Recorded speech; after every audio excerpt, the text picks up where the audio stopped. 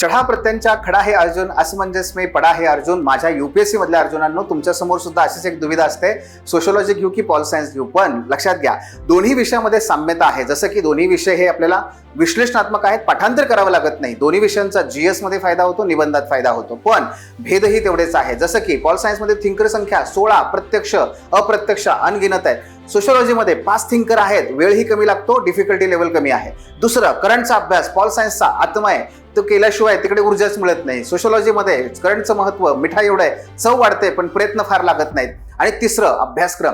Paul सायन्सचा अभ्यासक्रम एवढा मोठा आहे की अभ्यास कितीही केला तरी प्लेटो येतो आणि म्हणतो पिक्चर अभी बाकी है मेरे दोस्त. मात्र सोशलॉजीमध्ये अभ्यास सुरू केला, भाई येतो शुरू होतोही खतम हो गया, अशा प्रकारची अवस्था असते. आणि म्हणून जे विद्यार्थी जीएस मधल्या पेपर 2चा अभ्यास करावा लागू नये म्हणून पॉल सायन्स घेतात, ते म्हणजे टेकडी चढावा लागू नये म्हणून हिमालय चढण्यासाठी तो प्रयत्न आहे. आणि म्हणून मित्रांनो, सोशलॉजीमध्ये जर यश मिळवायचं असेल तर 7 जुलै 2025 रोजच्या आपल्या डेमॉन्स्ट्रेशनला हजर राहा आणि विजयी व्हा.